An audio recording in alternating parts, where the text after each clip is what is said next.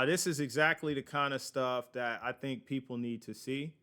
So we're recording now. We're live. But you were saying they already know what the show is about. They already know who I am if they found this video. So let's keep going. So your investment journey started at 18, and it was to help a friend's mom with her shop. And you read a bunch Uh, of books to get into investing. And so what do you do? Like when you say investing, what does that look like?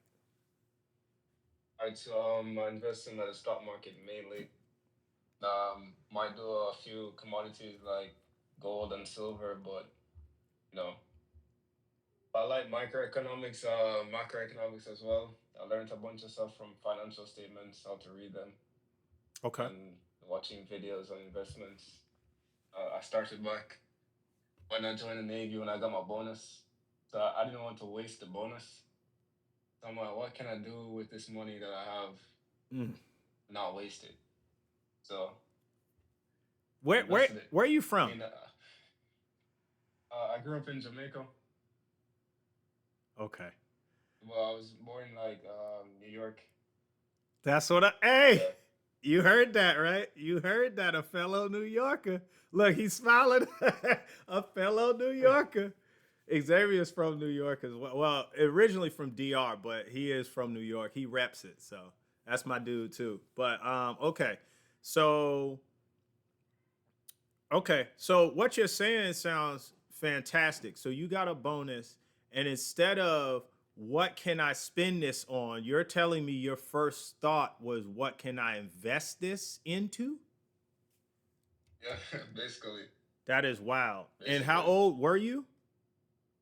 I was 22 at the time. And you already thought like that at 22. Who taught you this, or did you Yeah. learn all by yourself at 18? All right. So the thing is, I went to a school with a bunch of rich kids. I was broke. I grew up Sometimes it from be like a that. poor family, and Okay. then my mom decided to send me to the school with my friend. His mom, the same woman that owns a business. Yeah, they're pretty wealthy, and all his friends are wealthy. And I went to that school with them, and like I looked at how they were living compared to how I was living, and it's like I need to get like these guys.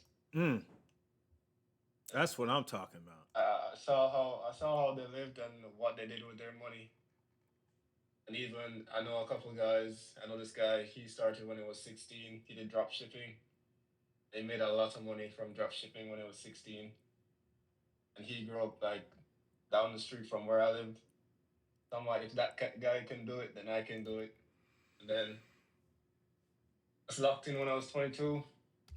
I didn't want to waste any more time because when I was in college, I wasted a lot of time, went to parties and everything.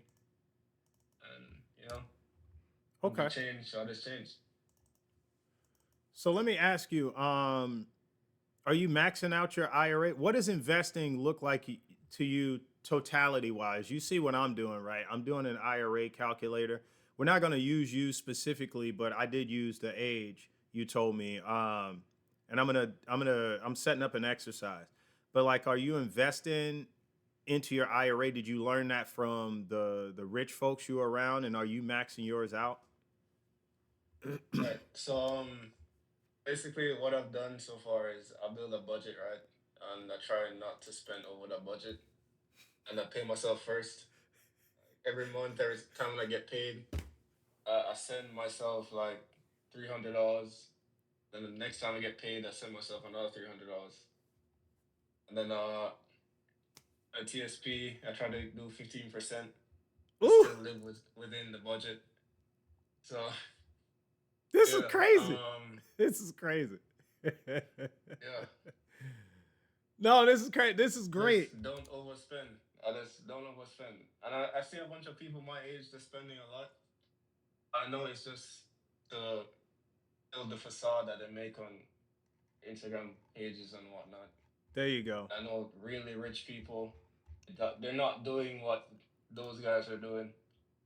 I know this guy, he's in the Air Force.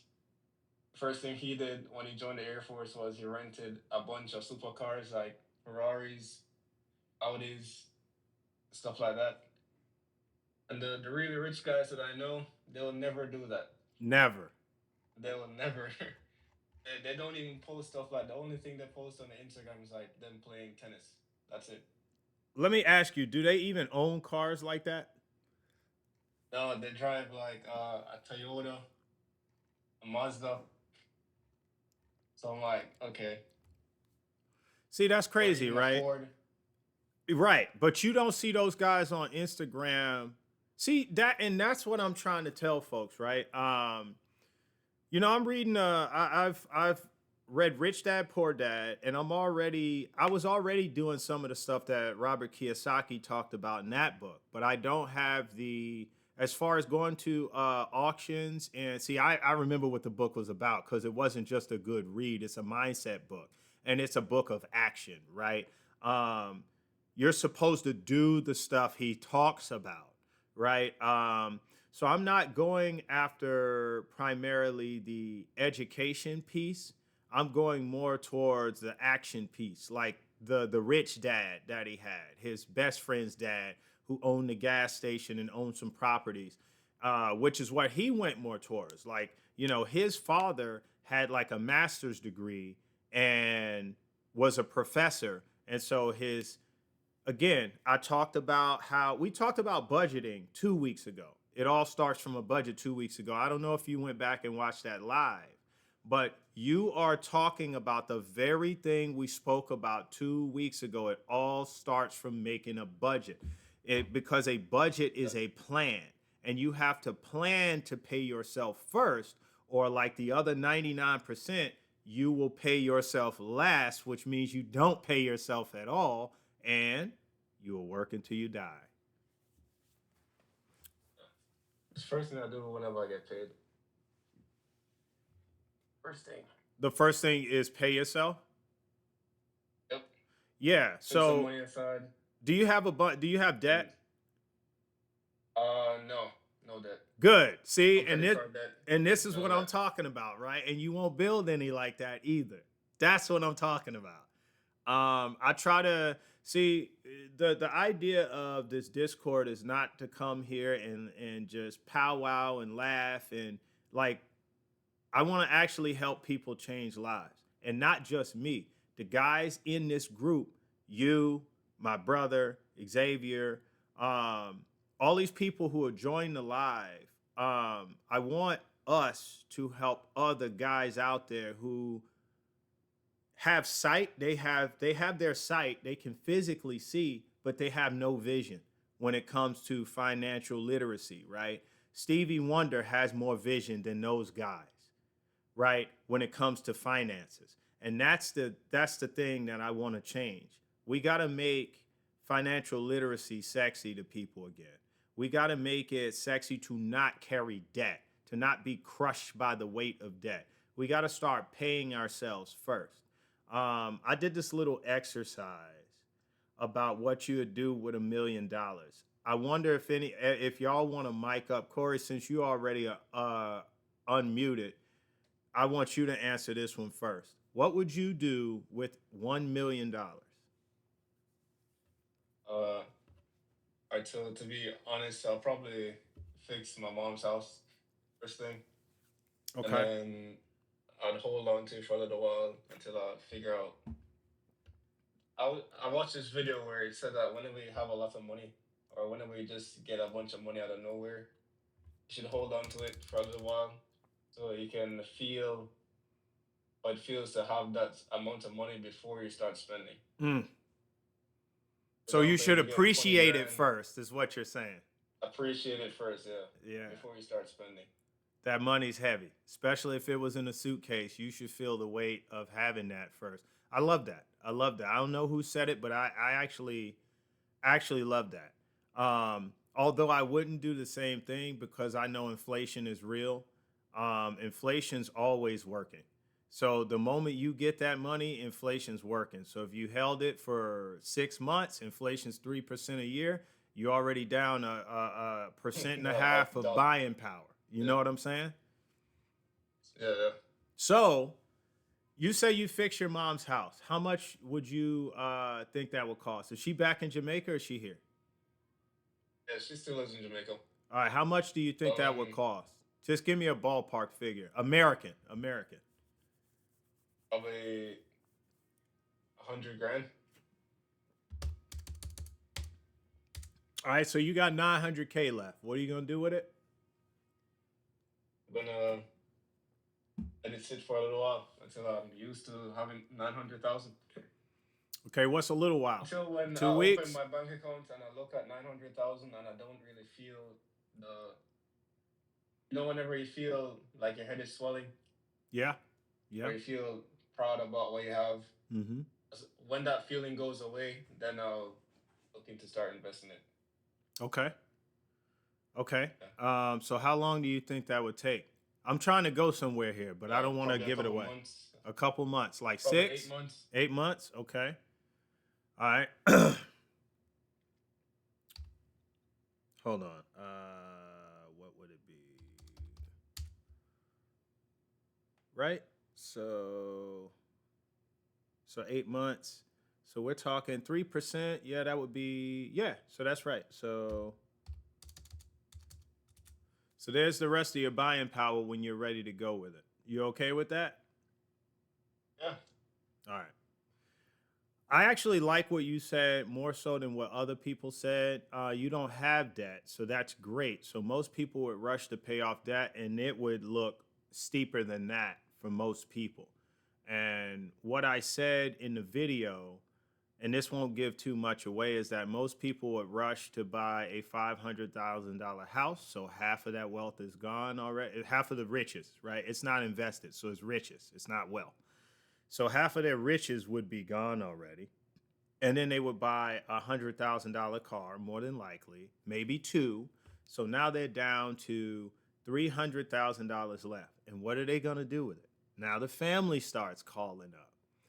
Grandma, sister, Nene and them, your 17th cousin twice removed finds your number magically and calls you. And then when it all boils down to it, you got like 50 grand and now they just throw it in the savings account. And they got nothing to show for it. And you know what? The $500,000 house they bought, they didn't count the cost beforehand to see if they could even pay for the property tax. All right, who's next? We can go in order, or somebody else could mic up. Tell me what you do with $1 million. This is a good exercise. Anybody? I don't want to tell y'all what I do. Somebody. Well, Here we go. I don't know if because I know the two of us talk a lot and we have some. Yeah, don't be cheating, sucker. Don't be. Look, don't. Not all right. If you're gonna say what you know I'm gonna say, you go last. All right, there we go. Xavier, what about you?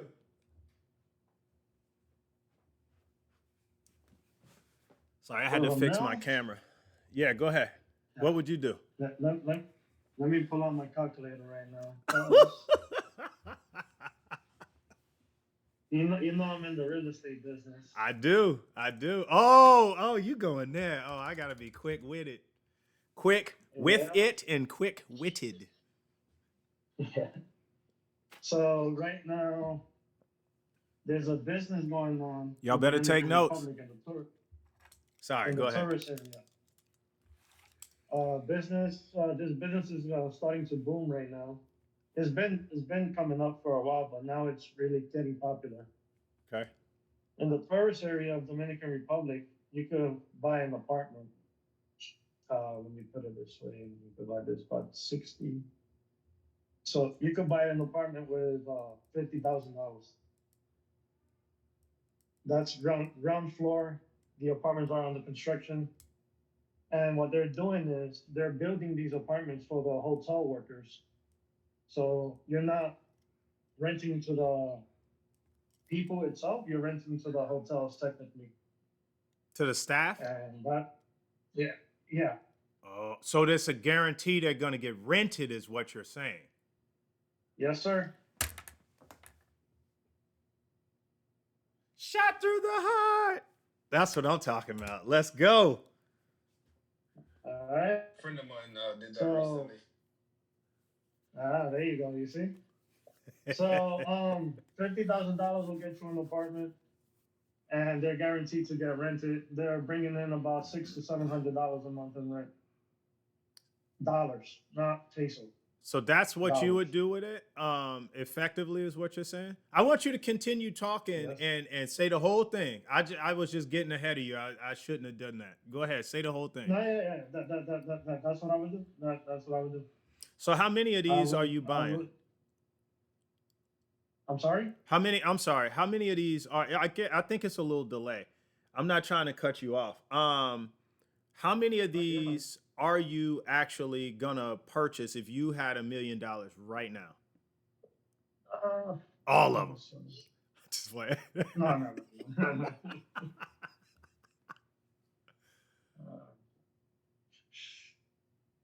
First of all, how many units are we talking? For the whole thing, how many units are being built? No. So they're coming up in sections. So right now, the one I invested in, there are 3 floors, 2 buildings, 3 floors, 3 apartments each, I think it is. Okay. Give me 1 second. Let me pull up my list that I have. Y'all see this, right? Y'all see this? You hear this? This is what I'm talking about. This stuff is out there, and then we act so clueless, like we don't know. Well, I bought a Ferrari because I didn't know what else to do with my money. You know there's other stuff other than a freaking horse on the front of a car that's going to cost you $500,000. You know better. Slap yourself. Okay, so 2 buildings coming up right now. Each building has 12 apartments, 24 apartments. With $1 million, I could buy 20 apartments of those. Technically, I would be owning the whole 2 buildings coming up. So there'd be If I 24 was to do that. apartments and you would buy 20? Yeah. Okay. And then the thing is, they don't want the staff getting involved with the tourists. Technically, that's what the rules are over there, but they don't. Sometimes they don't listen to that. But what they do is those buildings, they're gonna have their own community built up. They're gonna have their own pharmacy, their own gym, their own stores, supermarkets. So if whenever the staff needs something, they don't go out to the tourist area to buy. They just buy it within their community. They stay within it. So basically, they're building a community for them to live in, be in, thrive in. Yes, and they're gonna be working in the hotels, whatever. So it's really a one-stop shop. Yes, sir. Oh, my corazón. So that's the business that I already bought my first apartment. Like my apartment is being constructed right now. So I already sent the payment to reserve the apartment. And now what's gonna happen is the apartment is gonna be under construction for the next year. Well, within the next year, what they want you to do is pay down 20% of what 100% of the mortgage would be. And when they give you the apartment that's ready to be rented, all you do, you could pay it off, or if you want, you could mortgage out the 80% that's left. And this is 50,000 American. Mm-hmm. To the Dominican peso, what is it? Like 69 or something? Well, right now it's like 63, 64, something like that. So it's like about 3 million pesos. Okay. So like 3 million pesos. Okay. So let's go. What I meant to do was do the US. Go back. I want to show. So what I'm doing, I believe what you're saying. What I'm trying to do is I'm trying to show everybody who's going to see this later on YouTube. So 6308. So if we said 50,000, I'm going to show y'all what he's talking about. See that?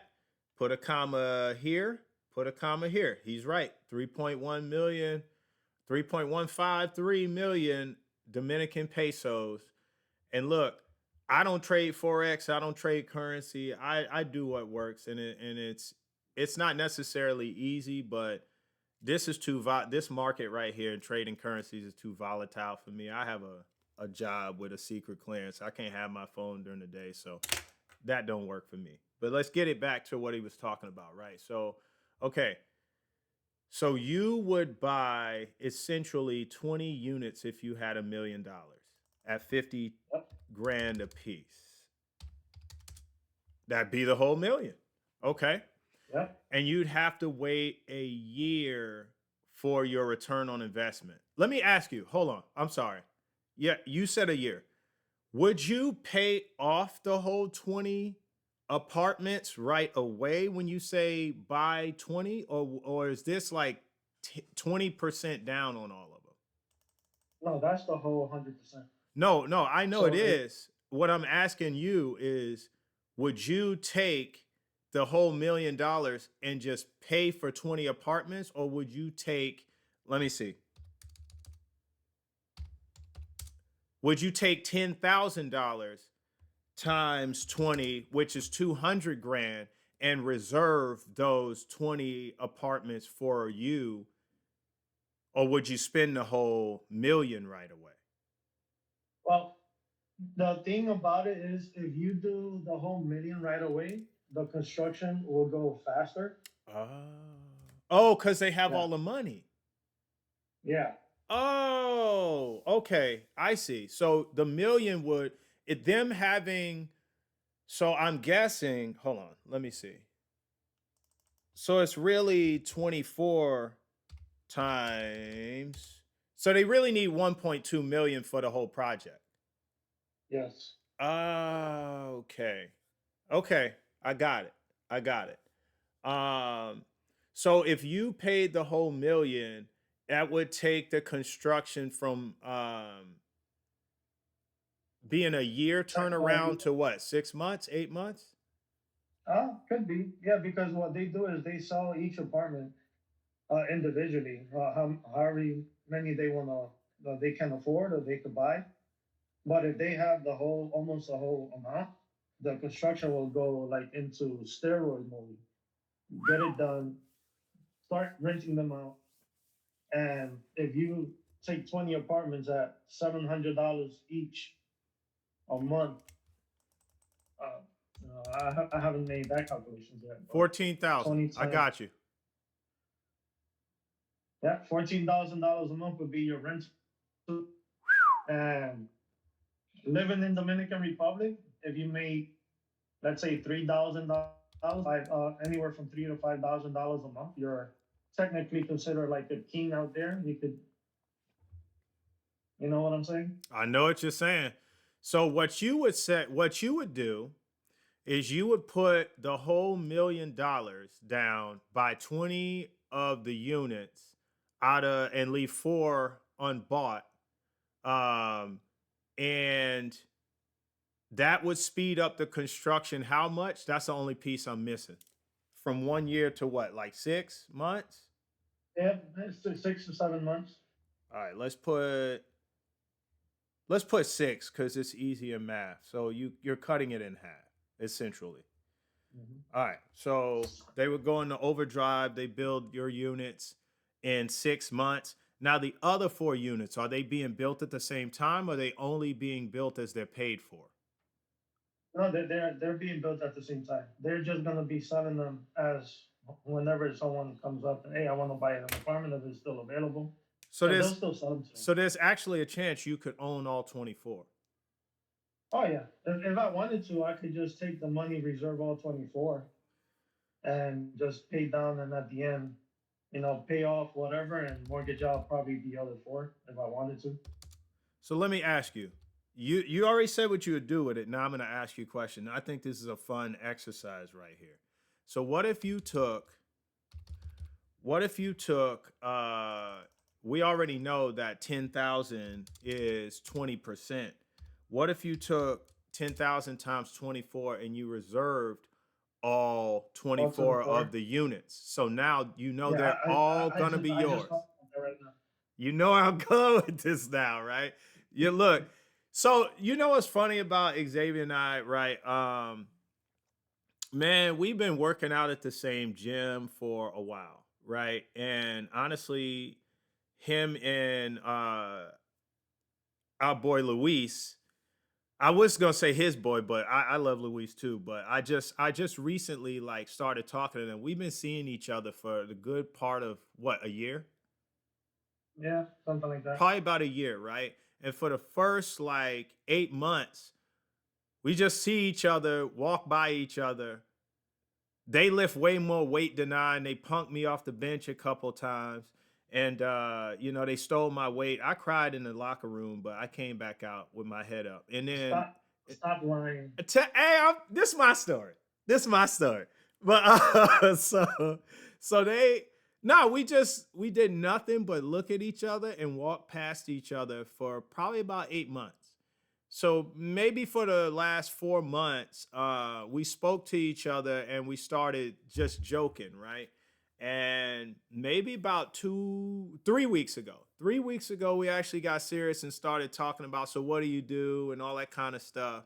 And now I want y'all to understand. You see this on YouTube. I want y'all to understand the power of relationship, right?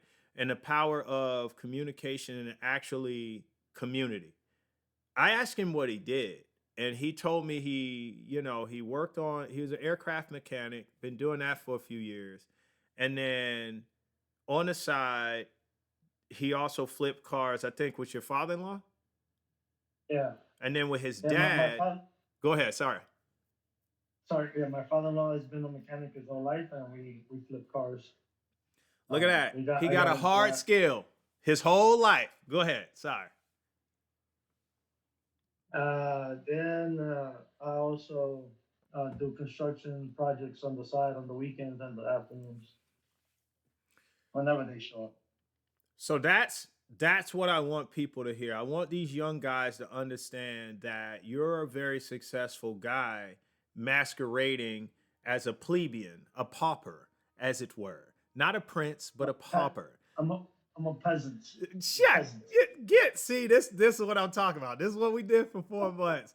He's anything but. But this is what I'm getting at. Let me ask you, does your life have balance, do you think?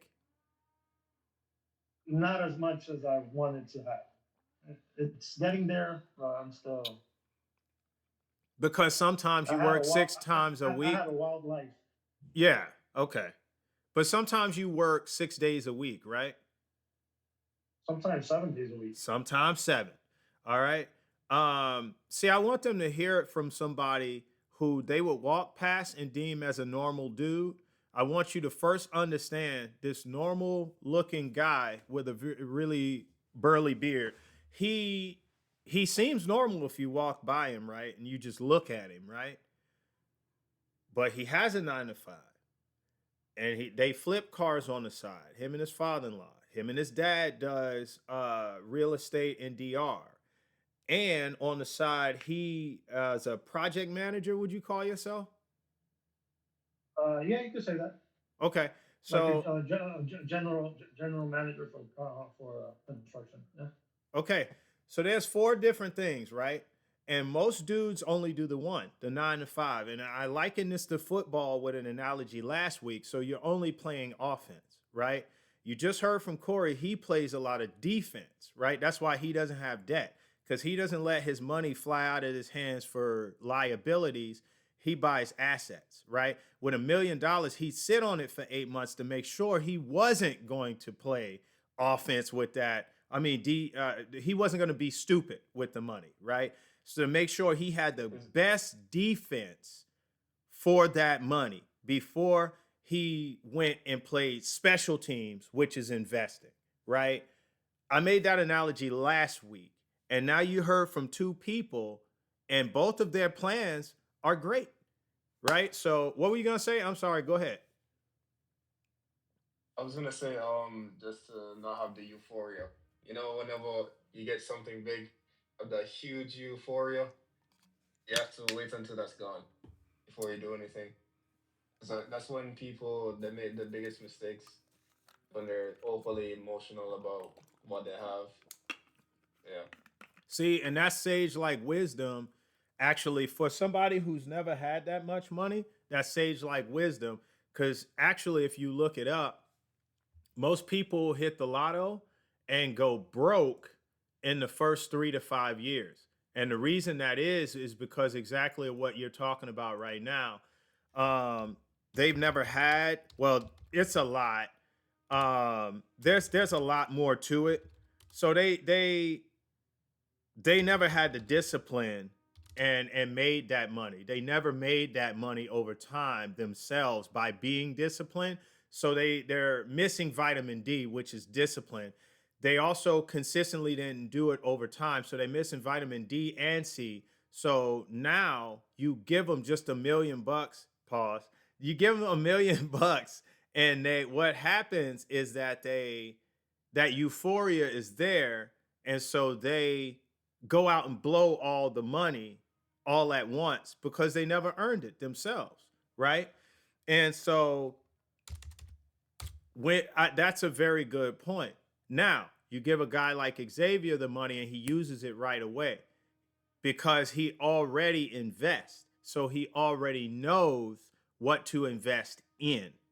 So Yeah, like, go ahead. let me say this. So, if you get used to making money investing, if you get used to um, you already have, like I have, like he said, four things that I do.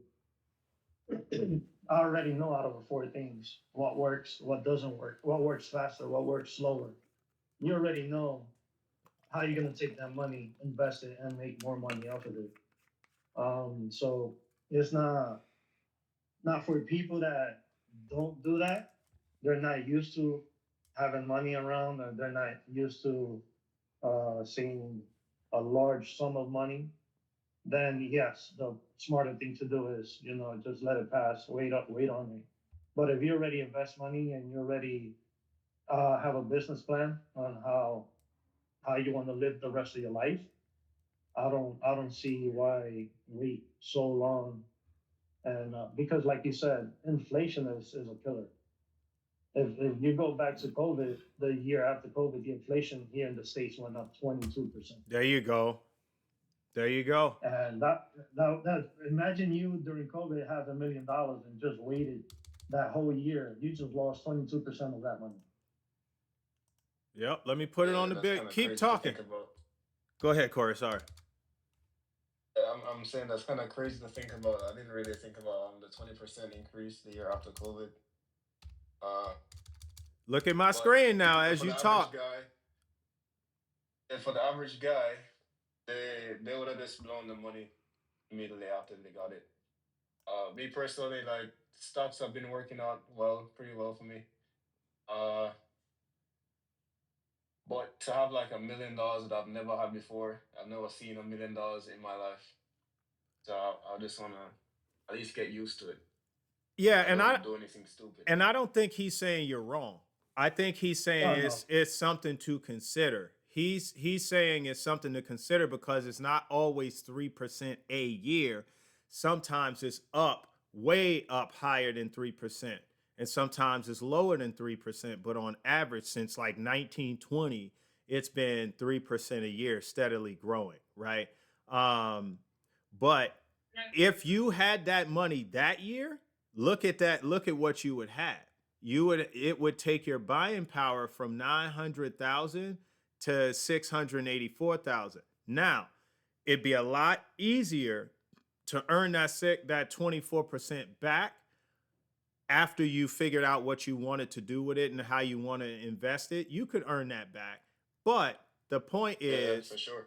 the point is Xavier already has something that he does and already has something he invests in and already knows what he would put it in because he's already doing stuff. So he would go ahead and utilize the whole $1 million for what he already knows works. And he would just do it faster. And his return on investment would be extremely fast. Because what did I say? He'd be earning, I think it was 14, 14,000 a month. yeah. And if you do Mhm. times 12, he would earn back 168,000 a year in the first year. So essentially, if you do this times about 8 years, shoot, 168 grand, he already made his money back. He already made his money. His return on investment happened probably in about 5 years. Okay, But, from 5.5 years. so another thing that I've considered is I've already thought about where I want to go to retire. I've considered how much do I need to make a month in order to live well in that place where I'm retiring at, and 14,000 a month is way above what I've considered that I need to make in order to live in Dominican Republic. So that's why I don't look at it as how long am I gonna take to make my money back. I look at it how long can I go living off of $14,000 a month, and it's not like I'm gonna stop investing my money in real estate. I'm gonna continue doing it. So I'm gonna be living there. I'm not stress free, and I'm gonna be going into a business plan that I know it works and stuff like that. So So essentially, go ahead, Corey. Sorry. before we continue, this lady that I know, she's big into real estate. I was on a call there the other day, and she was like, the best thing to do is to buy real estate in a developing city or country, like Dominican Yes. Republic, for example. I was looking at some cities in Florida. Westlake is one of them with an increase in population like 18% each year. Mm, that's just something to consider, I guess. Yeah. So if you want to stay in the here in the states, Florida and parts of Texas are, and some parts of Arizona are really good to invest in right now. Yeah. I know Florida, Texas, North Carolina, South Carolina, and there's one more state. I wrote it down. Hold on. Write it down. Also consider when you're looking at these states, do they have a state tax? Florida does not. Delaware does not. Do they have, I think everywhere has an income tax. I'm not sure. Maybe some places don't, but I think New Hampshire, or what am I trying to say? Not New Hampshire? Yeah, I think it doesn't have a state tax either. So some states don't have a state tax, right? Delaware, Florida for sure. And I think New Hampshire doesn't have one. Curtis said they don't have a sales tax. Hold on. They don't have a sales tax, but they do have a state tax. Okay. So they have no sales tax, but they have a state tax. Florida has no state tax. That's why when I joined the Navy and I went to Naval Air Station Jacksonville for my first duty station, I changed from New York to Florida for my home of residency, or where I wanted to be taxed from. New York has a state tax, but it's one of like 7 states, like Pennsylvania is one of them, that if you're active duty, they're not supposed to charge you state tax while you're active duty. But New York did it, even though I sent in the correct paperwork. They just paid it back when I did my taxes. I was in a lot of debt when I joined. I could not afford for them to be taking my money in the first place. You're not getting no tax-free loan from me, Jack, and then just paying me back at the end. No. So I changed it to Florida. No more worries. Go ahead, Corey. You found what you were looking for, the other state? Oh yeah, so Tennessee, it looks like the domestic migration of for U.S. states, Texas, North Carolina, South Carolina, Florida, and Tennessee. I guess because of right now, everyone is moving to these states. It will be a good time to some real estate in these states. Cool. So, all right.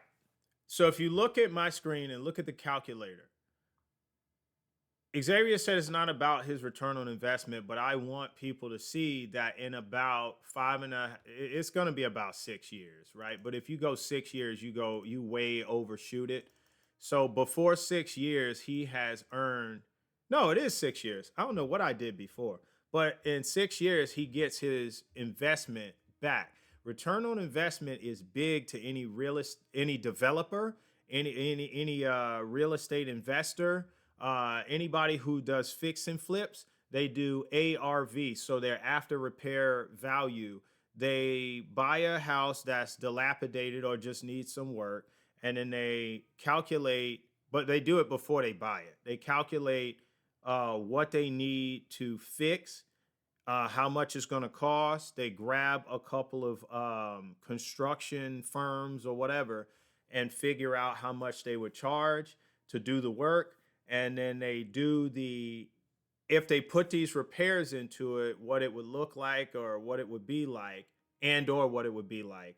And then they would say, what's the market value before repair, after repair, and then after all the costs that I pay all these people to do the work, what do I have left? And that's how they determine if the home is worth it. So with Xavier, I was asking if he put if he put 20% down times all 24 units, he could actually reserve all 24 of those units for himself. Now watch what I'm going to do here, because this is what I was getting at, and he knew it too. He started smiling. He was already there, already there, already there. So he would still have $760,000 left, right? So now, if he were to divide that by 50,000, he could still buy 15% or 15 of the 24 units outright. So he could put 20% down on every single unit, reserve all 24 units in his name or his LLC or whatever, right? And then he could go back and say, I want these 15 built out all the way. I'm going to pay for them all the way. So now he speeds up the construction on those 15, whichever 15 make the most sense, right? If those are the closest to the shops or whatever, they build the inbound ones and then leave the outbound ones here away from the shop, whatever it looks like, right? Or they build the first floor completely and then start building maybe some one or two of the top ones, whatever that looks like, right? And then so they can speed up construction, start returning some of that money, get those rented. And when they start getting those rented, they return some of the money. Now he starts paying off the other ones. But remember, he's already reserved them. So they're already working on them. They're just going to take a little longer. So now if he does 15 times 700, now once they move in, he starts earning 10.5 grand a month, right? So let's go 10.5 grand times 6 months. He's got 63,000. That's enough because he already paid 10 grand. That's enough to put down on another one. That's 40 G's that he needs to put and finish another one. So in 6 months, he has more money. But you get what I'm saying. You get them working, right? And as time goes on, now you fill the 15 units. Now they're paying. Those are already paid off. Now they're paying you to finish the work on the other ones. What you think about that, Xavier? Is that a plan? Definitely. I knew you was going around there. It actually just came to my mind while I was speaking. I'm like, wait, because 20% on all of them will get the construction done completely. They just need 20% in order for you to get the apartment done. There you go.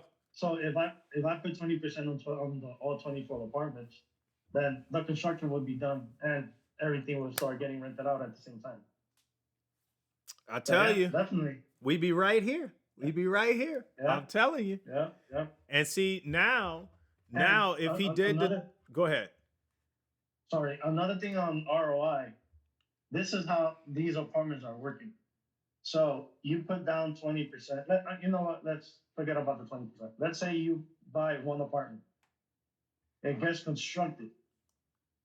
At the end of the construction, you could already sell that apartment and get a 10% rate of return on that apartment. Now, if you wait until they build a community around the apartment, you could make double your money. Each apartment are going from 3 million pesos to 6 million pesos after the community. That's right. Are finished. So you could turn around and flip them and sell them if you wanted to, is what you're getting at.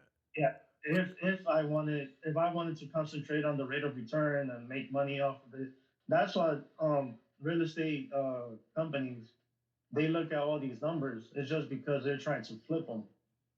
They want to construct it up, build them up, and sell them to make their money back.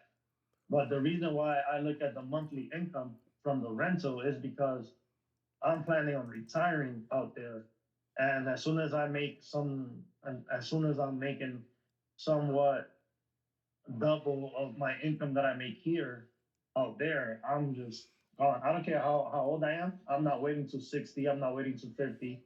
If this happens in the next 5 years, I'm gone. I hear that. So let me ask you, so retirement to you, and this is what I say. You tell me if you agree with this. Retirement is really the point at which one no longer works. Yep. So you're I mean, saying when you say I'm gone, you mean I'm gone from my 9 to 5 as an aircraft mechanic, right?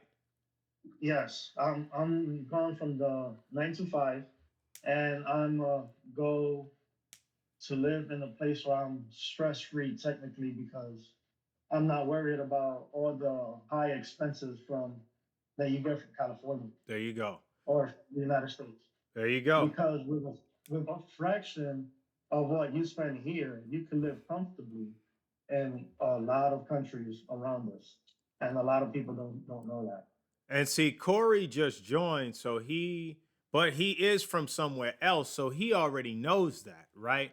A lot of us who were Yes, born here and grew up here, a lot of us are so closed-minded, they think the United States is the world, right? And it's not.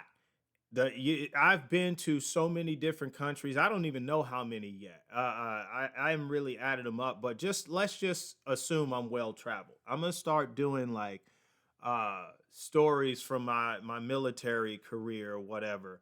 Because I think I just look at some of this stuff as mundane, and I think a lot of us service members do. But I think the rest of the world be very interested to know. But I'm going to tell you what you just said is actually key. America is not the whole world. And if it's your whole world, then you're going to be very closed minded and you're going to miss every single opportunity like this that is out there for you. Is there, can you see my screen where the chat is pulled up?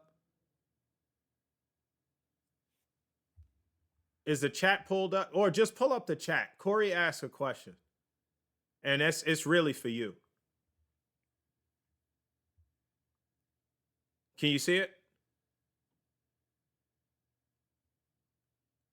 I think you're muted.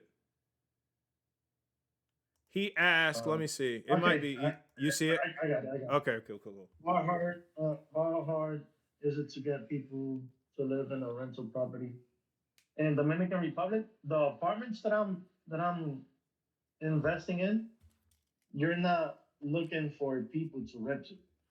You're technically going to rent your apartments to the hotels. You have these 5-star resorts coming up with golf clubs. Sorry, there's golf clubs, there's tennis clubs, baseball academies. They have, and they're investing in these 5-star hotels, resorts, all inclusive. If you go to Punta Cana and you take, let's say, a cruise ship, that's the area you're going to go, and you're technically renting to the hotel staff, which right now the hotels are willing to pay $600 to $700 a month in rental for each unit for their staff, because they're hiring all these people from the rural areas in Dominican Republic. They just don't want to keep them close to the tourists. Okay. Is it So, seasonal? So to put it simply, It's, real quick, Corey, to put it simply, what he's saying is there's guaranteed renters for these apartments. You're not building these with the hope and a dream that you can get somebody to rent it. What he's saying is there's already there's already a purpose for building this whole plaza.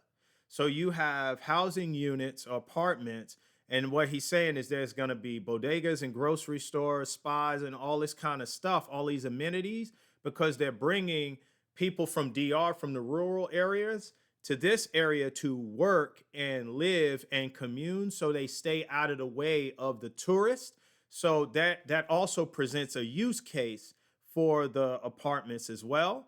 And it also means it's guaranteed income because he's saying it's not like America where you're trying to put out advertisement to get a single solitary citizen to come rent.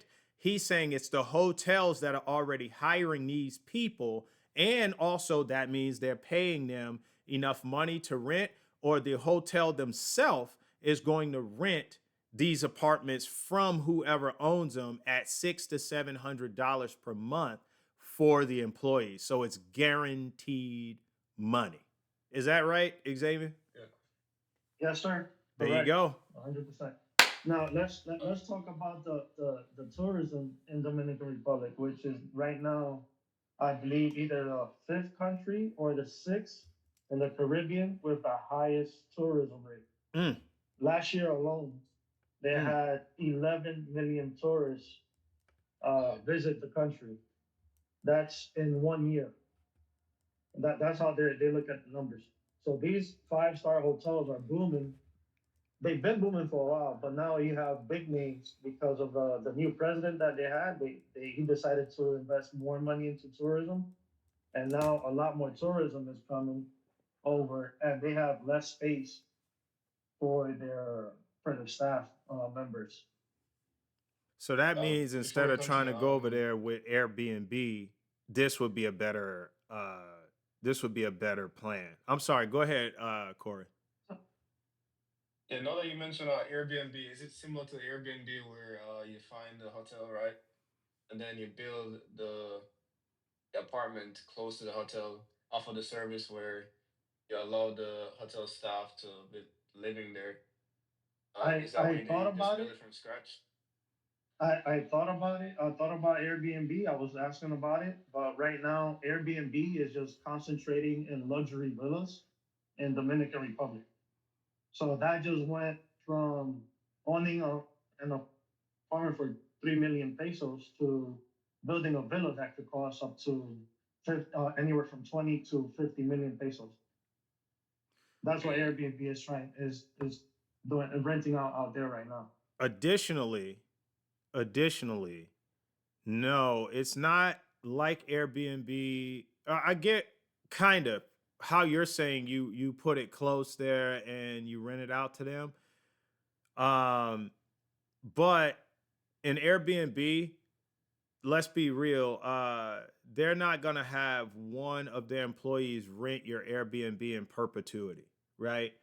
And Right. also, Airbnb is a platform that people utilize, and so the marketing and the advertisement is done through their name and all of that, and you list it there. So you're gonna constantly be paying Airbnb all kinds of fees in order to use their platform. What he's talking about is ownership of an apartment. And see, what I was thinking, right, is if he put down this 20% on all these apartments. And Corey, if you still have a question after this, feel free to ask it, right?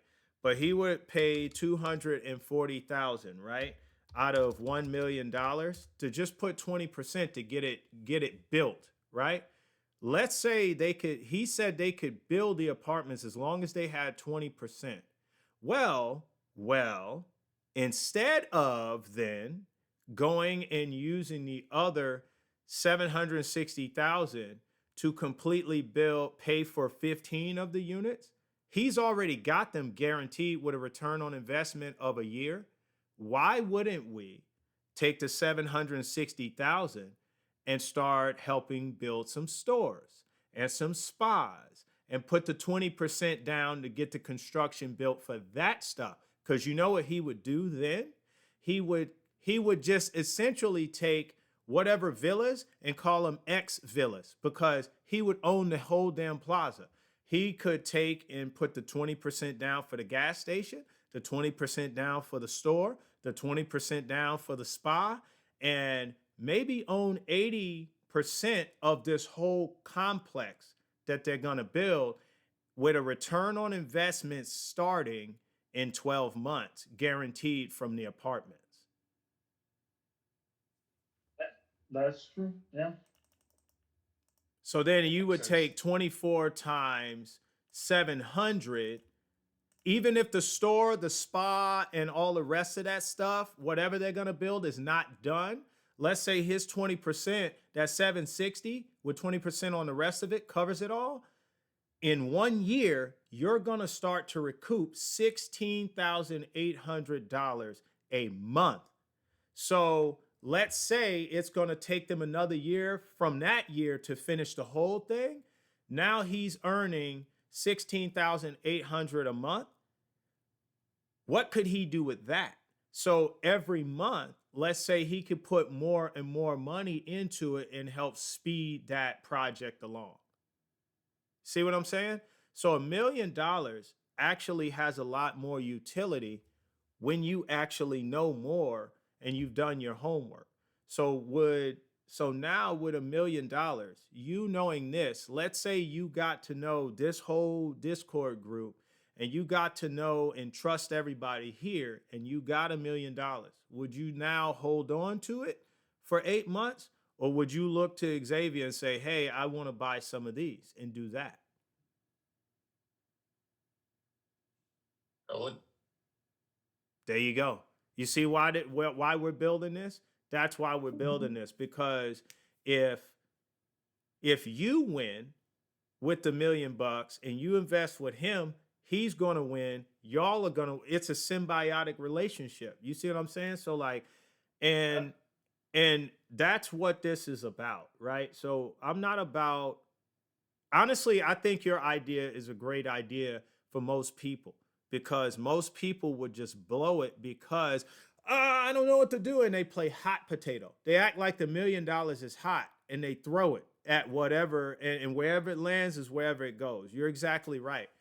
But to the seasoned person who's already more mature and calm, or maybe have seen that kind of money before, or maybe have the vision to know they're going to see that amount of money and more. So they're not even geeked out when they get it, or geeked up, I should say, when they get it. They can be calm and actually put it into an investment. Go ahead, Korey. You had something else, didn't you? No, you covered the question that I had. Oh, okay. What was the question? Just because I'm curious. It was like, was he gonna build the apartment or was it already built and he just bought it? Okay.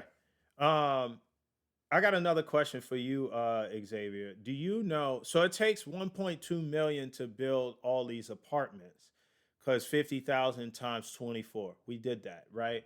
But let me ask you this: do you know everything they're gonna build in this plaza and what it would and how much all of that stuff costs? Do you have the plans for it? I'm not. No, I still don't have the plans for on the businesses being built up. Okay. Only the apartments. It's gonna be 2 towers. And it's gonna be 24 what was units. it that I said? Yeah, 24 units, 12 units in each. But I'm trying to see how many floors each. I think it's 3 floors each tower. Let me just double check.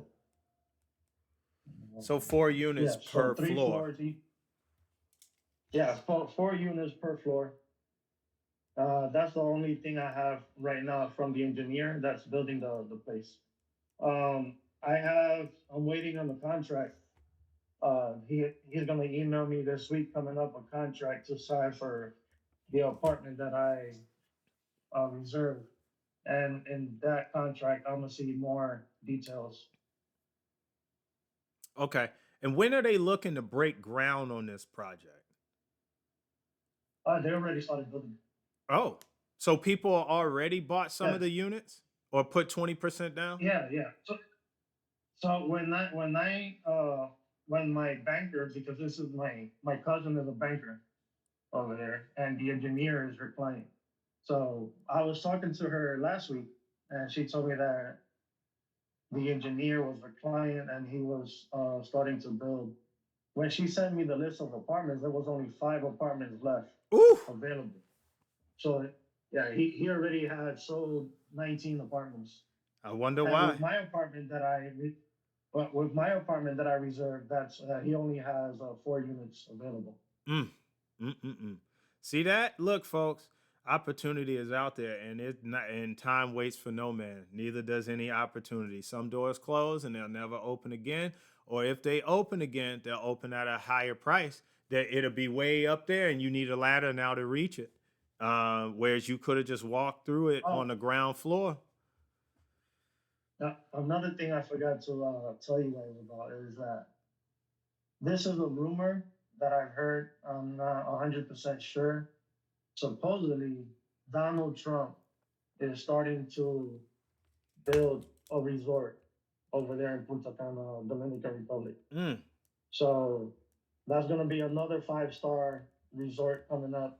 And there's going to be way more units coming up like these. See, this is why. This is why actually a lot of people say they have friends, but a lot of them are fictitious or faux, FAUX, false. Um, I forget the name that I'm trying to say, but they're not actually real friends. They're just acquaintances. You know of this person. When you actually get to know people, you actually know stuff like this about people.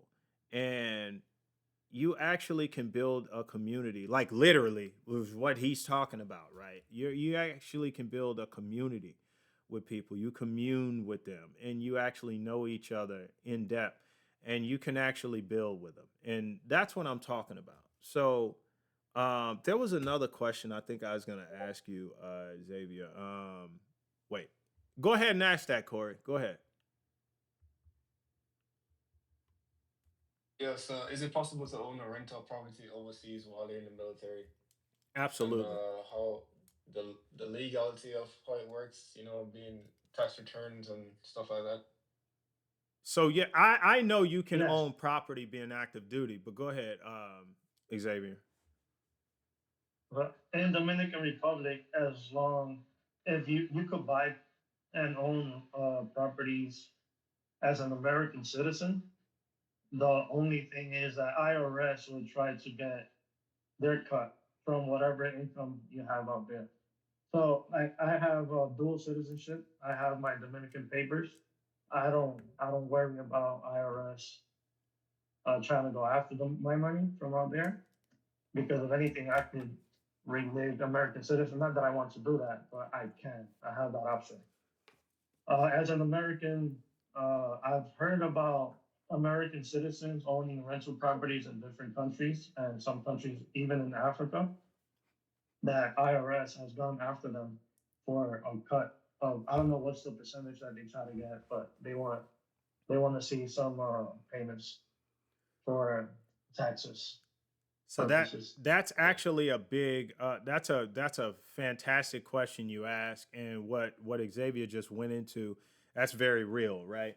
So the IRS is always going to get their cut, my man. They are always going to do that. But here's the thing about that. You can stop them from doing that a lot of times if you just stop, not you, but if people stopped thinking um with the eyes of a W-2 all the time, right?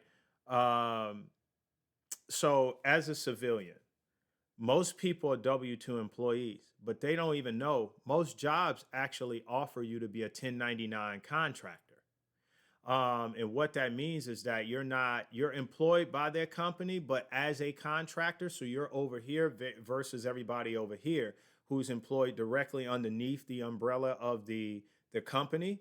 So over here, they don't pay a 15.3% payroll tax for you because you're a contractor. So you could actually negotiate a higher salary.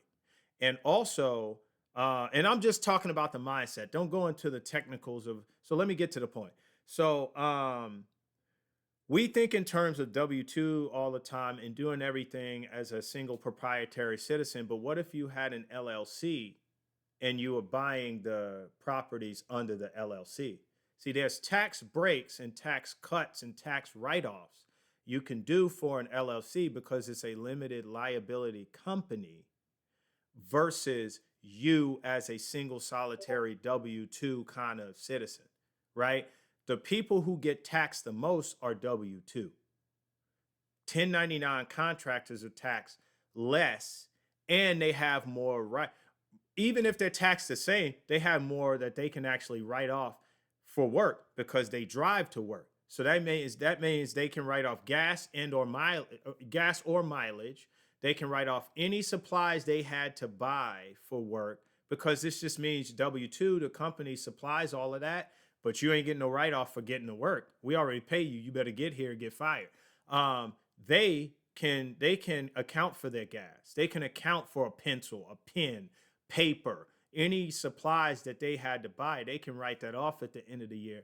W-2 can't. So if you think in terms of an LLC, a real estate kind of LLC, you could buy the property under that and also write off costs. You can't evade taxes because tax evasion is a federal crime. And this is how they got Al Capone with all the murders they knew that allegedly that he committed. They couldn't get him for those. They did get him for tax evasion, right? Wesley Snipes went to jail for not paying taxes. Fat Joe went to jail for not paying taxes. They almost got Steve Harvey for not paying taxes, right? So, but if you had an LLC rather than under your name, I guarantee you there's more write-offs you could do with that than just buying them under Korey's name. All right, Curtis says something in the chat. Go ahead, the sorry. legality of having the security clearance. Wouldn't there be a conflict of interest? No. So here I could speak. I knew you were. So Curtis actually said that in the chat, and I knew you were worried about that. We got the same career path, so I could speak to that one. If it's a country that's not on our no list, and you know what I'm talking about. Not talking about Tumbat, Tumbat. We're going to go grammatically incorrect. So if it's not on that list and it's a country that we're neutral or friendly with, it doesn't affect your clearance like that. Okay. Nice. If it's on the naughty list, you're going to have some people knock at your door and they are going to have some questions for you.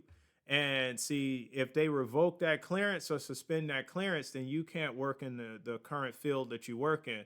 And actually, Curtis, he knows all about that kind of stuff too. We are very careful with the clearances. So this is why I said allegedly, right? I don't want to say nothing that's gonna get. Look, you want to get.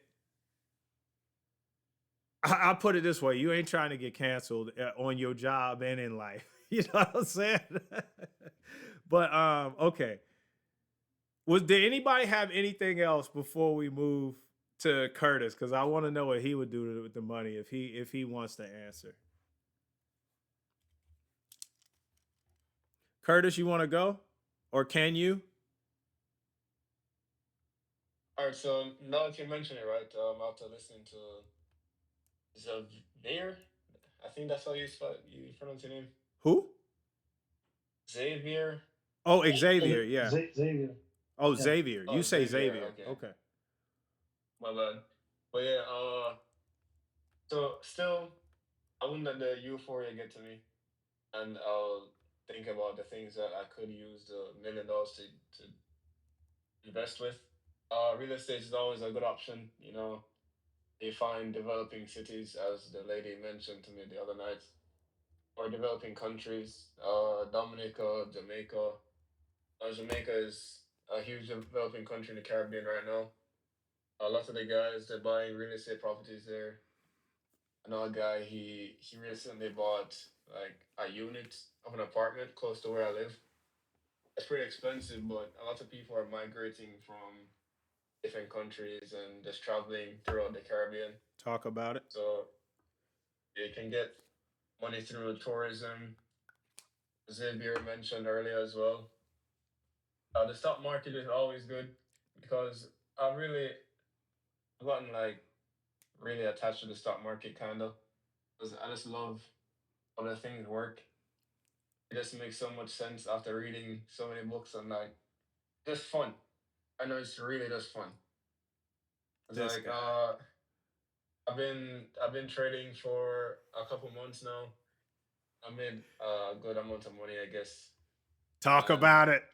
it, it's just how many books I've read, and then how to read the financial statements is just so cool. It's just different. That's why I like it. So But yeah, I've used honestly, $1 million in there. go ahead. I'm sorry. Say again. Yeah, I'll use some for real estate. I'll use some for the stock market. I was gonna look into art the other day, but you can just make so much more money from the stocks versus art. It's capped out at 36% for art, and you'd have to relearn. I would have to relearn a bunch of stuff in order to know which art is good versus which art is bad. And being focused on one thing can make you a real professional at what you do. So I don't want to branch off and like looking at too many things can not make you go anywhere. There you Whereas go. focused on one thing can make you very good at what you're doing. So See, y'all heard it here first. The Corey clarity. You know, Yep. I'll tell you this. You're exactly right. And I was going to say, but you cleared it up at the end. I was going to say you're making a fatal error that a lot of people make, but no, you cleared it up. So I'm going to tell you this. Most people make a fatal error when they're talking about this, and that fatal error is this. They are the lone wolf. They're a man by themselves, no pack around them. They're either too proud or too tough or too much of a loner. They can't get along with nobody and they try to do it all by themselves. The problem is you have to learn it all by yourself. When you're in the middle of a rainforest, you turn around and there's bushes, plants, vines everywhere. Guess what? You got a machete in your hand, you got to cut your own path. That means you got to burn your own energy, calories. You got to do all the work yourself to chop through there. And all the pitfalls that are out there, you got to avoid them yourself. Nobody's going to help you. Hey, don't step over there. There's quicksand.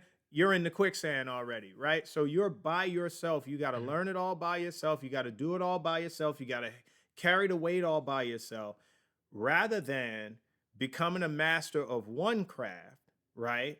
And knowing that maybe you're 9 to 5, right? And then branch out and learn the stock market, now become a master of that. You can be good at a few things, but you can only be great or excellent, phenomenal at like one thing, right? Yeah, Other than that, you're giving too much of your RAM to things and you're not going to function as well as you could.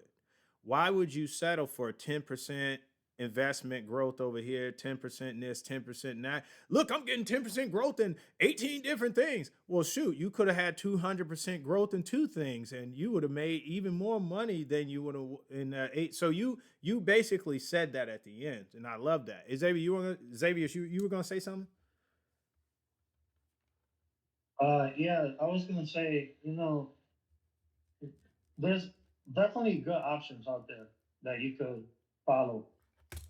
Real estate is not the only way. Stock market is not the only way. I've known people that have been working a 9 to 5 their whole life, and they reached a couple of $1 million, and just, you know, that's what they wanted to do, and that's what keeps them happy. Cool, it's good for them. it's also But not yeah, about it's also not about how much you make, it's how much you don't spend, right? There you So like go. yeah, yeah. the guys that have You like wanna look at a couple of things. You wanna look at your quality of life, and you wanna look at how much you spend. And yeah, if you can live with less than what you're making, then you'll be good. Um, I I 100. follow I follow the real estate path because I learned about real estate when I was in seventh grade, Mm, I believe it was. I had a science teacher in seventh grade, and he was said that the best investment you could do is real estate. And then mm. my father got into real estate when I was 12, sorry, yeah, right around that same time, my father bought his first house. Mm, And from the age I was 12, I've learned real estate with my dad and his family and everyone that I know that owns real estate. That it's always been a good investment for them. So I've decided to follow the real estate path. But I also have stocks. I have some bitcoins and stuff like that. I dabble here and there with a couple of things. But definitely, you just wanna choose the path that you know that works, and you want to become the master in that and follow. agreed. What were you gonna say, Corey? Yeah, I used to tell my friend, this guy, he wanted to do too many things at once, There you go. and Get him. he wanted to make a business and this, keep parties. He and I, we went to college together, and back in my college days, I used to go to parties a lot, and I really didn't like going to parties, but I wanted to keep the parties and make some money from the parties. I had the hustling mindset There back then you as go. well, and he was just focusing on too many things at the same time, and eventually nothing happened because you're just focused on too many things at the same time. You'll never get anything done. So if you have case in point, if you become very good at real estate, you become very good at real estate, and then you can branch out to something else and learn something else. They become very good at that. And now, not only do you have a real estate skill, you have another skill in something else. And once you have that other skill, you can move on to something else. But doing it everything at the same time, it's not gonna work. Not gonna work. That's true. And so, before I'm gonna say this, and I'm gonna let either ADAP or Curtis go. And Curtis had cammed up, so I think he's ready to go. ADAP, if you want to go, just put a yes in the chat or something, or we'll let Curtis go. Um, but in that, right? Um, if you follow somebody who is great at investing and you take what they're telling you and you just do a quick search of what they're telling you and you see that what they're saying is true, follow what they're doing. If they're getting that kind of return and they're buying at the places that they say that they're buying and it's getting them the return, then if you do that, guess what it's going to do to you? While you focus on this other stuff, you have help with this thing, three things right here. So you're not putting 100% of your time and effort into this, but it's still growing at a rapid rate because you're following people who know what they're doing. But you can focus over here. Um, and they're doing the same thing. So they're focused over there and they're following you for this thing. And this is called community, right? ADAP or Curtis, whomever want to go, y'all go ahead. The floor is yours. What would y'all do with Don't the give us million any of that. dollars?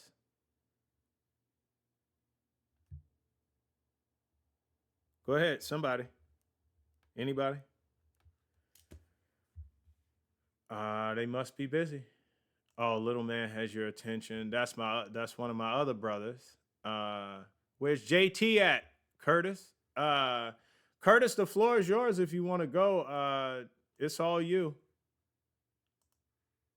Oh, there he is. I think I've shared a lot. So Ramza, you can take the floor.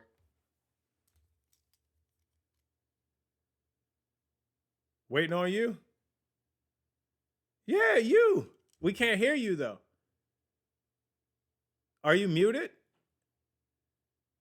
Can y'all hear him? Oh, Yeah, I can't hear nothing you're saying. He was trying to talk. He figured it out. See, and this is the IT. See, I tell you, some people said, yeah. He said, get out. I'll translate. He said, get out, get all the way out. I can't. I'm live. I is you gonna say something? Oh, you're muted, and it says head your mouthpiece too. I don't know what that is. Headphone or mouthpiece? You're not gonna go?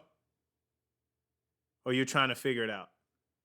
Yeah, you're trying to figure it out. All right. We could hear you In the before. meantime, I have another question. Go ahead, Corey. He's trying to figure out why he can't be heard. You go right ahead. Okay, so real estate, back to real estate, right? Yeah. And I'm in the Navy, and I want to What about now? own a real estate property. Yeah, we can hear you now. Go ahead, finish your Own a question, and real then we'll estate let property. him go. How would I go about owning a real estate property while you're in the Navy? I mean, you mean a rental property or to live in? Well, a Can rental I, do property, you, for example, like a duplex or possibly a duplex or just a house with multiple rooms. That's easy. you, You you live mind in if I there. you mind if I jump in here a little bit? No, I don't mind. Go ahead. Yes.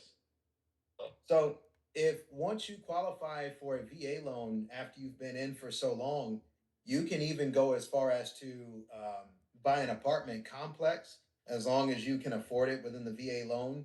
But you would have to make sure that at least for a year, that's your primary residence. One of those rooms is your primary residence. And Correct. what you can then do is so say for I mean, there's multiple things you can do with it. If you get qualified for 500,000, you can buy two $100,000 units because your budget is 500,000 for what you're qualified for. But again, if you're going to use your VA loan, you have to stay in it for a year, and then after that, you can rent it out, do whatever you want. So for say you get stationed somewhere for 2 years, that first year you qualify for a VA loan. You can take that money, put it to an apartment complex. You know, you can afford. Say it's a condo, A, B, C, D style. You can charge rent for the other 3 units, stay in the one for a year, and then when PCF season comes up, rent that fourth one out too. And as long as you have a property management company or someone in that area that you trust to run it for like plumbing and whatever have you, if something goes wrong, you pay them their 10 to 15% that they charge you to manage it, and you shouldn't have any issues. Yeah, he's so you exactly think it's a right. smart idea to have it while you're on a ship? Yeah, that has nothing to do with it. As long as you I have think I know. as You're, long as you're as saying long as you communication. have yeah, okay. Let me speak to that one because he's talking about a ship specifically, right? Yeah. You know most ships have Wi-Fi on them, right? They do go in Oh, river. That's why I wanted to speak to it. So that's what I'm saying. So they do go to River City. You're always in a River City, right? But I don't want to give too much away.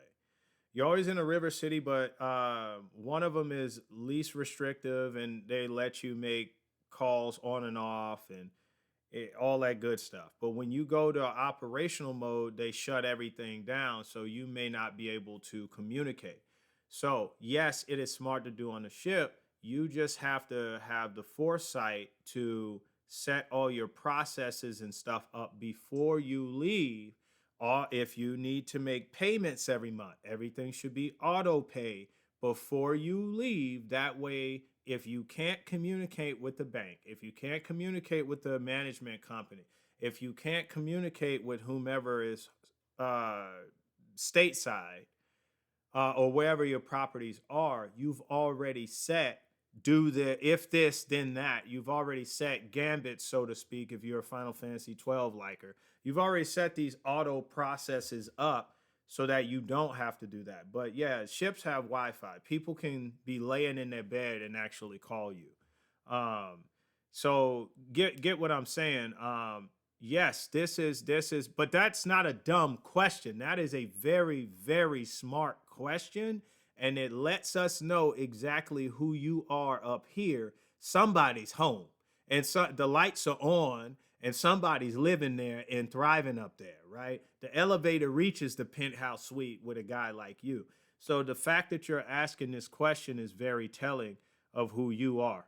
Um, but yes, you it does make sense. I know people. Now I'm going to tell you from firsthand experience. I know people I serve with right now. There's another senior chief. He was going to pull up on this live, but he's busy this morning. He's the guy that's going to come on and teach all about how to use rewards cards properly. His name's Braden. He's actually in here in the Discord group. He joined like 2 or 3 weeks ago. He actually owns 4 rental properties, and he just got to shore duty like within the last year. He just got here, and he's owned these 4 rental properties for years. Yes, it makes sense. You can do it. And on what Curtis was just talking about, he's a veteran as well, if you didn't know. That's why he's wearing this shirt, but his letters are sideways. You need to straighten those out so it can be read. Yes. How you feel? Yes. Right. No, that's what I see. So you can actually buy up to 5 properties on one VA loan if it's a multi-property like unit, right? You can buy a duplex, you can buy single family home, duplex, quadplex, a triplex, quadplex, or I don't know what you call 5. You could buy up to 5 units on the same VA loan. If you try to do more than that, then it VA loan won't cover it. It converts to like a jumbo loan or something. They look at that as like a Investment loan. yeah, but what is it like? Not industrial. It'll come to me, but it's a different kind of loan. VA will cover 5 units and below. And what Curtis said is very key. It has to be your primary residence for at least the first year. That's not just VA loan, FHA as well. If you're using that, the first home buyer's loan, that's not actually what FHA stands for, but FHA is around for civilians to get as close to VA loan as they can. You can put down as little as 3.5% and still get the home, or as much as like 19%, because if you put 20% down, you're just using a conventional loan. So FHA is around just so you can put down less than 20% and still get the home, because on a $400,000 house, I mean, that's $80,000 on a conventional loan you have to have, right? But FHA will let you put down as little as 3.5%. We're just blessed in the military because a VA loan will cover the whole cost and you don't have to put any money down. Now, they're all closing costs and termite fees and associated costs with like, what's the evaluation? The appraisal of the home. You do have to have some leftover money to cover certain costs. But does that fully answer your question before Curtis says what he would do at the million?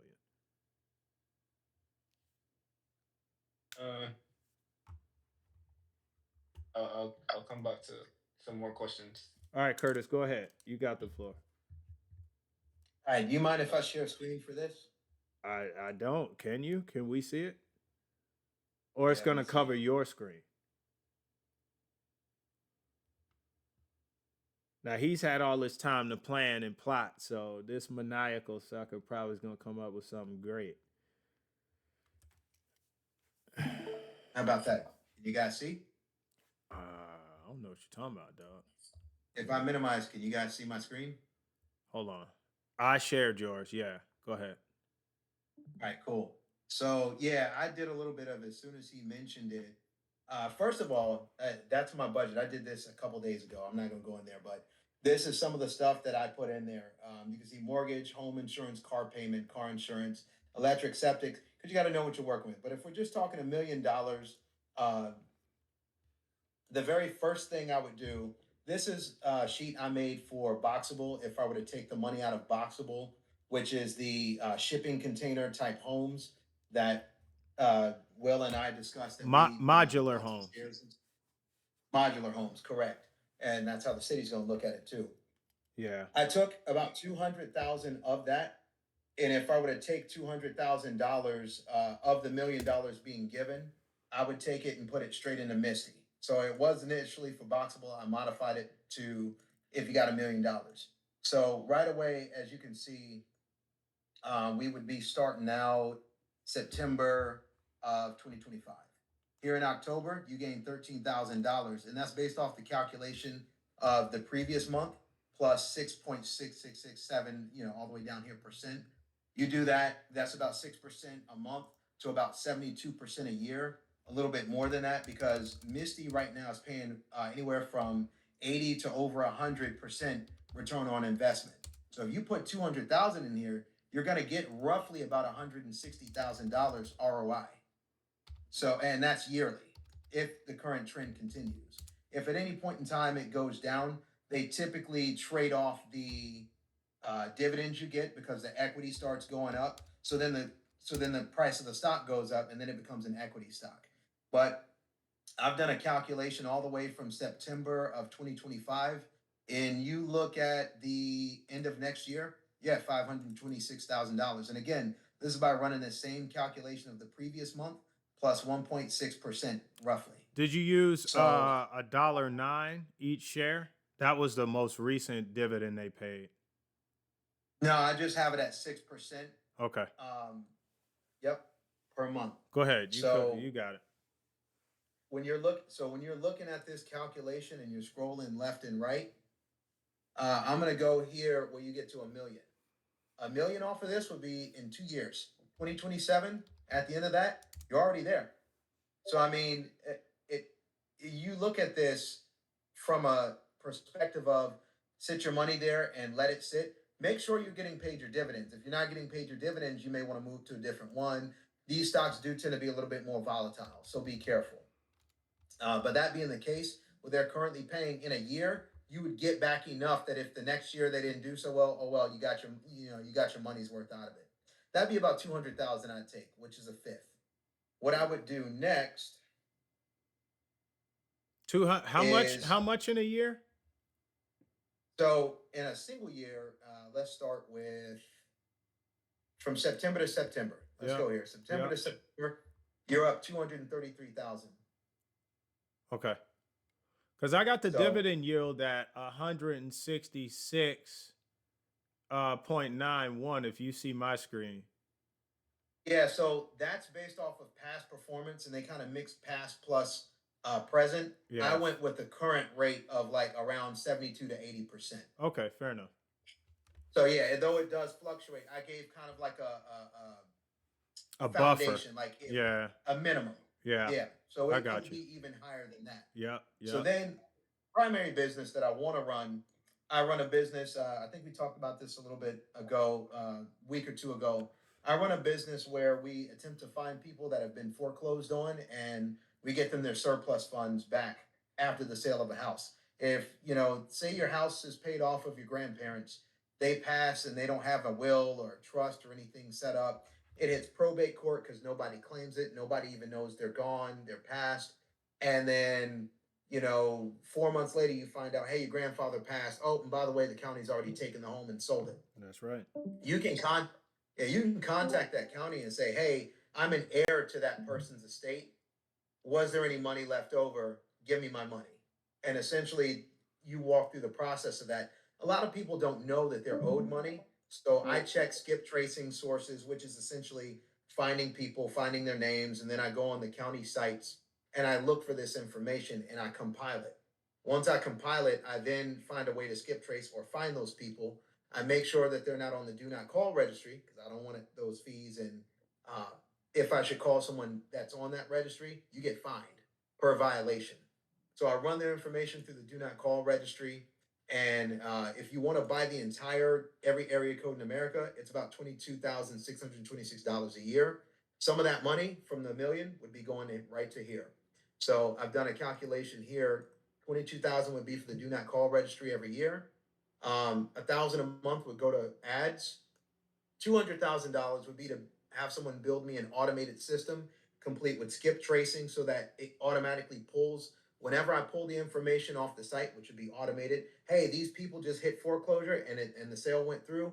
Boom, their name goes on a list. It automatically then goes and finds those people's most relevant information, their Facebook data, their what certain skip tracing websites can find on them. All those sites that are nosy, that marketers and advertisers use to contact you, I'd be spending that money to do the same thing, which I'm already gearing up to set up for. The automated system will pull all that information for me so that all I have to do is make a call. It's already run through the do not call registry.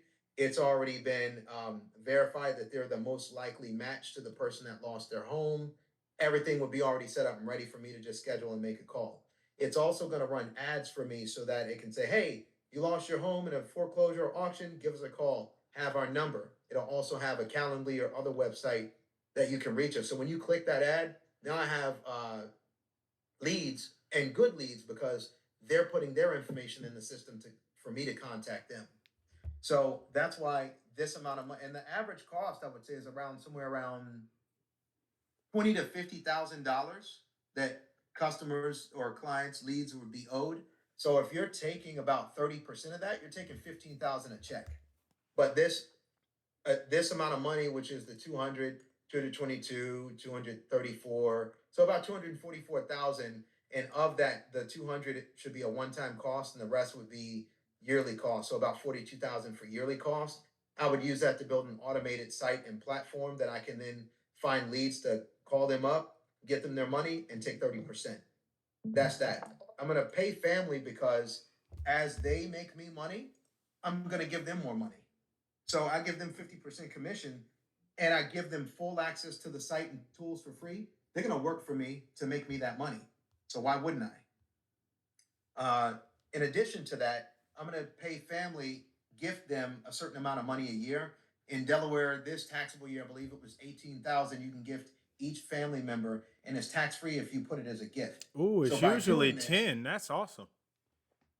yeah. So by doing this, you're now able to give your family members, say you've got 5 years left for your children. Imagine being able to give them $18,000 a year and it's Mm, tax free, mm. and put it in a smart savings account. So it's getting about 5% appreciation a year. Oh, you mean like a high yield savings? High yield savings, high yield checking, any of your credit unions that offer that kind of thing. Okay. And they can just let the money sit there and appreciate, Mm, or put it into a stock that pays dividends, that's right. however you want to do it. But you have options now because you can afford to take care of your kids. So that's where some of the 200,000 would go. I put this as foundation protection, but essentially, come on, go away. So the rest of it, high yield checking, at least 100,000. Blacksmith masters. This is where you guys come in. I, especially with Xavier, what he was just describing. Hey man, you need some investors? He's already shown us what he's got. He's already shown us what he's working on. Why not take that and sign an agreement that, hey, I'm not going to charge you interest on this money. I want this much percent back. And if he agreed, we shake hands. This is how we avoid the banks, fellas. This is how we avoid paying them interest, and we invest in one another in a group. This is how we shake hands. This is how we build better networks with people. This is how we grow. And of course, I would have a foundation protection, which is a life insurance policy. If everything goes wrong, right, I can have part of that high yield checking pay for my life insurance policy, which means if I should pass before the rest of my plans are to fruition, I'll put 300,000. Let's just say I owe 200 on my house and I owe 20,000 on my car, right? That's 80,000 left that my wife and kids can survive off of. And I know what my wife makes because she's 100% VA service connected, and I'm 70 going for 100. Her income can then support the children for the rest of her life. Too easy. So by having life insurance, it does cost me 109.45 a month, 13.4 a year, 39,000 for the entire life of the policy. Now, if I have 5% a year gaining appreciation on that, I'll never run out of that money. And have that my life insurance policy paying out of here, I'll never run out. So by the 30-year term comes, the money's there and it's fully available. So if I should fail and pass before then, I'm covered. If I don't fail and the term hits around 30 years, I can switch it to a whole life or just let it expire. It was just a foundation, a basement protection so that we don't dip under and go, in the negative. And then, of course, here is where I have some of the things for domain.com, ChatGPT, dental, medical. These are your basic expenses, and you do have to calculate those in your monthly projections because how else are you going to know how much money you have to live off of versus how much you have to invest with? And that's how I would spend my money. So that's look, Y'all see that? That's called planning. And that's how you don't go broke. That's how you play football and you play great offense, an A plus offense, but you also have an A plus defense and you also have an A plus special teams. That's how you do it. I do have to wrap this up soon. But Corey, check the chat. If Curtis, when I upload this, Curtis, what he would do started at almost an hour and 28 minutes into this. I had a simple solution online. If y'all haven't seen the video, it's super simple.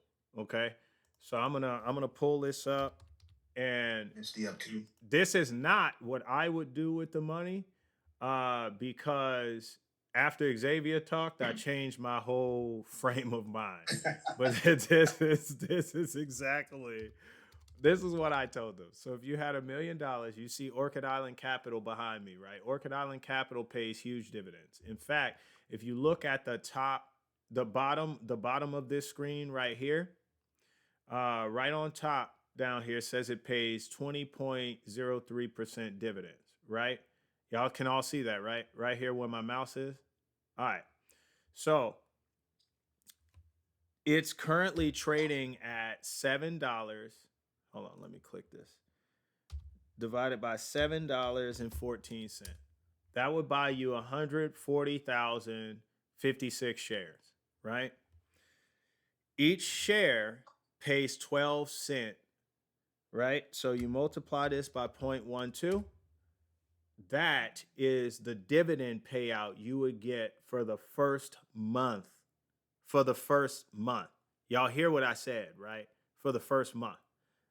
Now, multiply that by 12, you get $201,680, right? Isn't that 20% of your 1 million? 20.03%. That's how you get that. So if you did nothing else but invested into this stock, it would pay you in dividends. So the $1 million is still there. It's just working to make you money. So in 5 years, if you kept this for 5 years times 5, you now make your $1 million back. Your return on investment is 5 years. And so now you have $1 million working for you to make you a fifth of what you invested per year. And then in 5 years, you could withdraw the original investment and you still got $1 million working for you. That's how that works. Now let's go back. So $1 million, because I didn't compound this any, right? I'm going to show you it also compounds. I just did the simple formula. So 140,000 shares, right? Multiply it by 12 cents per share. That's what you're going to make per month. But let's turn on DRIP now. DRIP is dividend reinvestment program. So if you turn on DRIP, every month when it pays you this dividend, it's also going to, let's say the stock price is still the same, $7.14. Every month, it's going to do this. It's going to buy you more shares. So 2,353 shares, 0.88, right? And guess what those shares will do? Now, this is going to be for the month number 2. The first month is the $16,806. It's going to buy you more shares, $2,353. I mean, more shares. Multiply that by 12 cents. Now, that's the amount of money. So on top of the 16,000, what was it, 16,800 and something? I forgot the number. So, okay, Yes. this is 282 more dollars it's going to make you in dividends for month 2, right? So you add 16,800, I don't know what it was. And now the next month it compounds to $17,082. And then that's going to buy more shares at whatever the stock is trading at, times 12 cents, right? Then you add that onto the 16,800 or onto this, the 17,082. That's dollars per month. So that's how you compound it. And after 12 months, you're not going to be making the first 16,800. you're going to be making 17, 18, or 19,000 by the time you get to the 12-month marker. I'll probably break that down in a separate video and show you the power of compounding dividends. But basically what you do when you invest into REITs is you are creating a self-investing machine. So as soon as you pull the trigger on a REIT, you are creating an engine that is it's like magnesium, right? A self-oxidizing metal. Oxygen, you can't put it out with water. You just have to cool it down because it uses the oxygen. You can't smother it either. It makes its own oxygen, right? So you start the engine on something that won't shut off, right? Unless you sell all of it, right? And so with that being said, this is what I told people to do with the money. People talking about I rush off to pay off my debt. Well, what if you just didn't pay your debt with the $1 million, but you invested the $1 million in the orchid and your debt is less than 200,000. Your debt is only 50 grand. Well, it's making you 17,000 a month or 16,000 in dividends. Couldn't you take 5 grand a month and pay off your debt in 10 months, but invest the other 12,000 every month? You could, couldn't you? Let's throw that up here. So $1 million. Let's go divide it by 714. That's 140,000 shares times 12 cents. So it's making you 16,806. Now let's take 5 grand from this. So if you took 5 grand and you started wiping out your debt, right? You could also, now this is a different story, but let's say your lowest debt was $1,000 and you were paying $100 on it, right? Now you take that $100 and snowball it onto the next lowest debt. But let's say your next lowest debt was $3,000. Now you wiped out 2 debts and you had $100 a piece going on. Now you have a whole $200 that you can put on the next lowest debt along with the other $1,000 that you were paying from this 5 grand right here, right? Snowball method. But for argument's sake, you pull $5,000 a month out of these dividends, multiply this by 12. Let's say you did it the whole 12 months. I don't want to get so technical. You still make $141,000 a year in dividends from the $1 million. So why would you take the $1 million and pull from it 50,000 to pay debt and then try to invest? Why wouldn't you just invest the whole $1 million and learn to create wealth from the $1 million? It's riches if it's in your bank account. If I put it this way, this is how I separate riches from wealth. Riches are not invested. It's just money that's sitting there that inflation is slowly punching on, right? Wealth is invested, and if you are investing, my definition over here is something that is getting a rate of return higher than what inflation is. So you need over a 3% return on your money. So let's just, argument's sake, 5% return and up, right? Because you really want to move past inflation so that if it ever jumps to 4%, you're still ahead of inflation, right? So let's just say 5% and up, right? If you're running away from inflation, the further in front of it you get, the more buying power you have, right? So why would you touch the $1 million? You know how hard it is to make $1 million, but people want to go buy. It's a scarcity mindset. It is. But people want to take the $1 million and spend $500,000 on a house. Conversely, what you could do, where you living right now, an apartment, great. Re-up your lease for a year. You can afford it, right? You can, because you've been doing it, right? Invest that $1 million, and on $500,000, 20% down is only 100 grand. 10% down is 50,000. You'd make 100 grand in 6 months off of this $1 million, but you'd still have the $1 million. People think you still have the $1 million. This is technically okay. So this is something rich people do. They go to the bank and they drop $1 million into an account and say, "Hey, I want to borrow against that $1 million." This is kind of like doing that. So they give them a loan against the $1 million. So now they give them essentially $2 million to play with, but they give them $1 million of their money, OPM, other people's money to invest or do whatever you wanted to do with it. But guess what? If you lost a whole $1 million, you now owe the bank $1 million. They don't take your $1 million. They don't take it. You just owe them $1 million. Did y'all know that? So if you had another $1 million and you invested it in the REITs, you could be paying back that loan at $200,000 a year. Yeah, no, this is so phenomenal. But this is what you see why we need to have these talks. You see why we need to have these this community. This is exactly the stuff I'm talking about. And if you really wanted to, let's put it, I had it on a grand scale, but let's just use 100,000, right? Divide that by 714. Look, that's 14,000 shares, right? Because 100,000 is more doable than a million, right? But that's still $1,680 a month in dividends. Now multiply by 12, and remember, I'm not compounding this. You're still making 20,000 back. So in 5 years, you make your $100,000 back. So you could do this on a smaller scale. If you use 10,000, just move the decimal.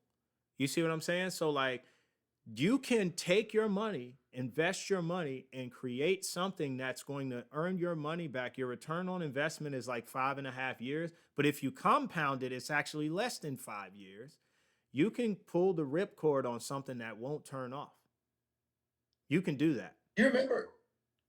You remember how we were talking about? Well, I had brought this up. If you could take out a loan for 3, 4, 5, 6, 7% and return the investment back to them by paying monthly, this is kind of one of those things. People's main fear of this is, what if that goes away and I lose all my? That's the main fear. But if they didn't operate out of that mindset, they'd have a lot more money. You could take out a loan at even 9% with Orchid paying 20, because at least the account is growing more money than it's losing. So over time, the interest that the amount of money that the interest that's going to compound, the APY, the what you're getting out of it in dividends, if you turn on drip, you'll come out, even a 30-year loan, you'll come out on top. That's right. But you have to manage your money, and you have to watch. If the dividends disappear, move it elsewhere. You have to be wise about how you manage the money. That's and I right. think some people are so afraid that if they do it, they'll miss an important thing, or that floor will be cut from under them, and that's Yep. what stops them from moving. You know, it's crazy too, is if you let's say you had $1 million, right? And this is outside of your IRA. You have $1 million outside of your IRA. You could put it here. You want to talk about set it and forget it. In 5 years, you could already do the math. In 5 years, you'd have another million. In 10 years, you would have 10 years from the start, right?